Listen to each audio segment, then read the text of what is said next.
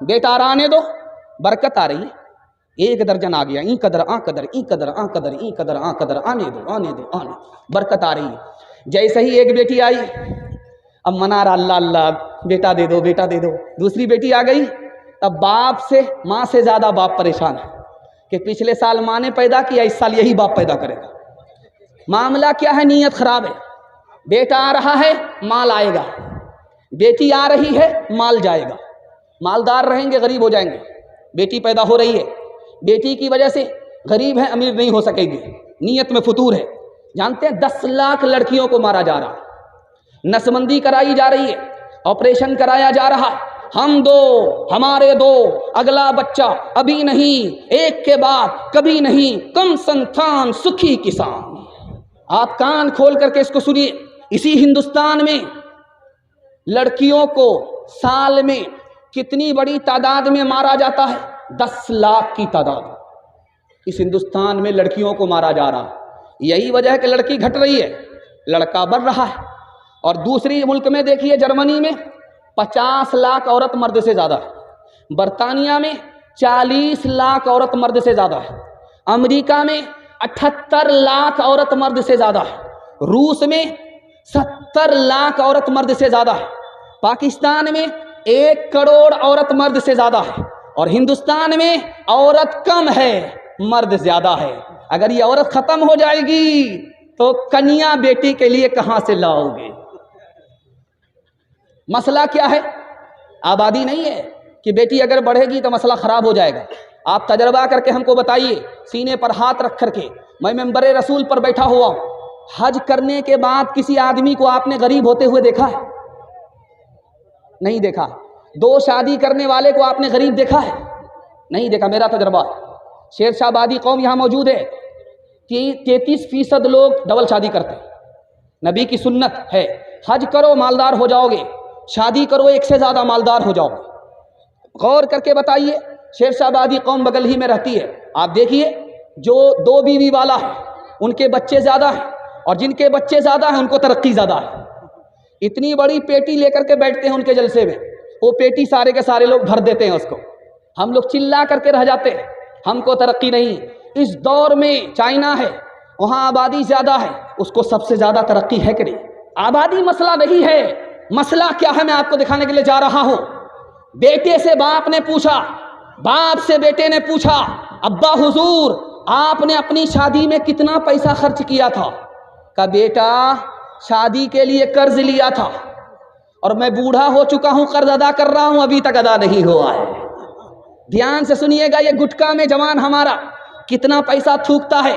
12 ارب روپیہ سندھ کے جوانوں نے گٹکا میں تھوک دیا۔ دارو میں کتنا پیسہ بہایا؟ 400 بلین ڈالر ہمارے جوانوں نے دارو میں بہا دیا۔ 35 بلین ڈالر حکے کا بہانہ دل کا دھواں نکالنے میں، سگریٹ پینے میں اڑا دیا۔ ہم اپنے چال سے غریب ہیں، اللہ نے ہمیں غریب نہیں بنایا۔ دھیان سے سنیے گا ایک مثال۔ لڑکا شادی سے پہلے لڑکی کو فون کرتا ہے، تمہارا باپ گاڑی دے سکے گا؟ کہاں دے دے گا؟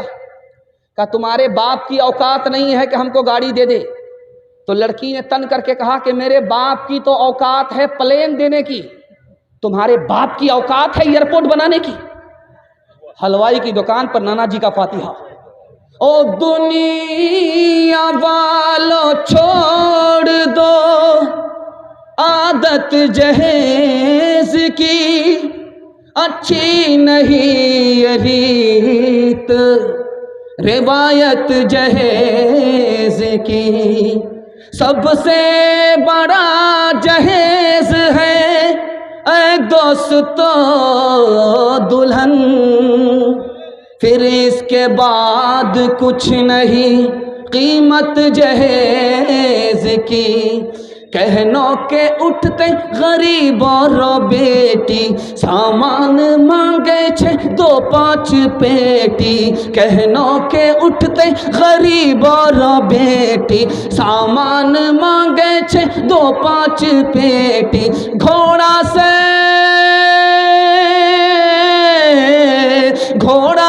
बदतर छै आज का जवान, हाय रे मुसलमान, हाय रे मुसलमान, हाय रे मुसलमान, हाय रे मुसलमान। बेटी की शादी फ्री में करेंगे, हाथ उठाइए इंशाअल्लाह। बिल्कुल सही जा रहा है। बेटा की शादी फ्री में नहीं करेंगे, हाथ उठाइए इंशाअल्लाह। ये देखिए कितने बेईमान नजर आ रहे हैं। ध्यान से सुनिएगा, चौथा नमूना आपकी खिदमत में लेकर के आ रहा हूँ, इसको बहुत ध्यान से सुनिएगा। चौथा पैगाम आपकी खिदमत में आ रहा है, तेजी से निकल जाएगा। अल्लाह हमारे सुनाने को, आपके सुनने को बेहद कबूल फरमाए। ध्यान से सुनिएगा, नशा के हवाले से पैगाम आ रहा है। हमारा जवान हाथ उठा करके वादा करे, मैं जो पैगाम दे रहा हूं आप कबूल करके दिखाइए। मैं गारंटी लेकर के जा रहा हूं जलसे में, 1 साल में आपको 10 साल के बराबर अल्लाह तरक्की देगा। जवान लोग हाथ उठा करके वादा कीजिए, इंशाअल्लाह कबूल करेंगे। बूढ़े लोग गलती से हाथ मत उठाइएगा, आप लोग दोबारा जवान होने वाले नहीं। 100 बार दुआ करेंगे फिर भी आप जवान नहीं होंगे। हाँ, सीधा जन्नत में आप जवान होंगे। रुस्तम ने मुसलमानों के बारे में अपने कासिद से पूछा, मुसलमान को तरक्की क्यों हो रही है? हजरत उमर ने 10 साल के अंदर 22,51,000 मुरब्बा मील ज़मीन को फतह किया। मुसलमान फतह करते जा रहे हैं, तरक्की क्यों? तो जवाब दिया कासिद ने कि मुसलमान दारू नहीं पीता इसलिए ज़मीन फतह कर रहा है, तरक्की हो रही है। मुसलमान जिना नहीं करता इसलिए तरक्की हो रही है। रात में वो तहज्जुद पढ़ता है, दिन में घोड़े की पीठ पर वो शहसवार है, उसका ज़मीन पर चलते हुए आसमान से रिश्ता है। वो तुमको शिकस्त देगा, तुम उसको शिकस्त नहीं दे सकते। दूसरी मिसाल, इसी हिंदुस्तान का एक बादशाह गुजरा है, उसका नाम था बाबर। वो इब्राहिम लोधी के खानदान से हुकूमत छीनने के लिए आया था, हमला किया, नाकाम हुआ। उसने पूछा कि मैं नाकाम क्यों हो गया? मेरे पास फौज ज़्यादा थी, ताकत ज़्यादा थी, मैं नाकाम क्यों हुआ? का 2 वजह से नाकाम हुए। तुम दारू पीते हो, पियक्कड़ बुज़दिल होता है, बहादुर नहीं होता। तुम बहादुर नहीं थे, दारू पीने की वजह से बुज़दिल हो गए, तुमने पीठ दिखाया, तुम मैदान हार गए, मैदान जीत नहीं पाए। उसने इरादा किया, मैं आज के बाद तौबा करता हूं कि दारू को मुंह से नहीं लगाऊंगा। उसने चूटी को देखा, दरख्त पर चढ़ते हुए 50 मरतबा चढ़ती है गिरती है, चढ़ती है गिरती है, लेकिन हिम्मत नहीं हारती। उसके बाद चढ़ गई, उसको हौसला हो गया। उसने दारू से तौबा किया और हिम्मत के साथ हमला किया, खानदान में हुकूमत लेकर के आया। सैकड़ों साल उसके खानदान में हुकूमत बाकी रह गई। तीसरी मिसाल आपके सामने रखने के लिए जा रहा हूं।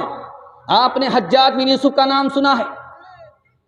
वो कत्ल को पसंद करता था, खून बहाने को पसंद करता था, लेकिन शराब को पसंद नहीं करता था। आप भी सोचेंगे कि इतना बड़ा जालिम, इतना बड़ा कातिल, कत्ल करता उसको मजा आता है, लेकिन दारू को पसंद नहीं करता। तो कहा इसलिए कि दारू पीने वाला मैदान हार जाता है, वक्त से पहले बूढ़ा हो जाता है और उसकी मौत जवानी में आती है, इसलिए मुझे कत्ल करना पसंद है, दारू पीना पसंद नहीं। चौथी बात आप याद रखिए जो मैं आपके सामने करने के लिए जा रहा हूं। ईसाई पोप ने कहा मुसलमानों को तलवार से मारने की जरूरत नहीं है, तलवार से कत्ल करने की जरूरत नहीं है, तोप से उड़ाने की जरूरत नहीं है। मुसलमान खुद ब खुद तबाह हो जाएंगे। 3 काम पर मुसलमानों को लगा दो, गाने में मस्त कर दो, जिना में नापाक कर दो, शराब में डुबा दो, ये कौम खुद ब खुद तबाह हो जाएगी, तोप से मारने की जरूरत नहीं। 5वां नमूना आपकी खिदमत में लेकर के आ रहा हूं, इसको बहुत ध्यान से सुनिएगा। एक जवान आया अल्लाह के रसूल की मजलिस में, कहा या रसूल अल्लाह मैं कलमा पढ़ना चाहता हूँ। कहा मुबारक हो, सुभान अल्लाह, जवान मुबारक हो, कलमा पढ़ लो। जवान कहता या रसूल अल्लाह मेरी एक शर्त है। कहा क्या शर्त है? कहा मैं जिना करता हूँ, मुझे जिना करने की आदत है, आप लाइसेंस दे दो, इजाज़त दे दो, मैं कलमा पढ़ लूँगा। साहबा के कान खड़े हो गए, कैसा बेबाक आदमी है भाई, मुसलमान भी होना चाहता है, गुनाह भी करने का लाइसेंस ले रहा है। अल्लाह के रसूल हकीम थे, हिकमत से बात किया, ओ जवान तुम कलमा पढ़ लो, मैं तुमको इजाज़त देता हूँ। जवान खुश होकर के कलमा पढ़ता। अल्लाह के रसूल इजाज़त देते कि जवान तुमने शर्त लगाई, मैं भी एक शर्त के साथ तुमको इजाज़त देता हूँ।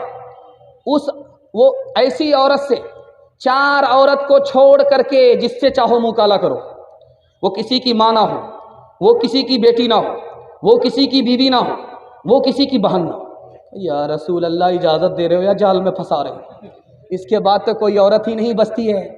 اللہ کے رسول نے کہا او جوان، تیری ماں کے ساتھ کوئی زنا کرے اس کو قتل کر دو گے، تمہاری بیٹی کے ساتھ کوئی زنا کرے اس کو قیمہ بنا دو گے، تمہاری بہن اور بیوی کے ساتھ کوئی منہ کالا کرے اس کو پھانسی پر چڑھا دو گے، لیکن یاد رکھو تم جس کے ساتھ منہ کالا کر رہے ہو وہ بھی کسی کی ماں ہے، وہ بھی کسی کی بیٹی ہے، وہ بھی کسی کی بیوی ہے، وہ بھی کسی کی بہن ہے۔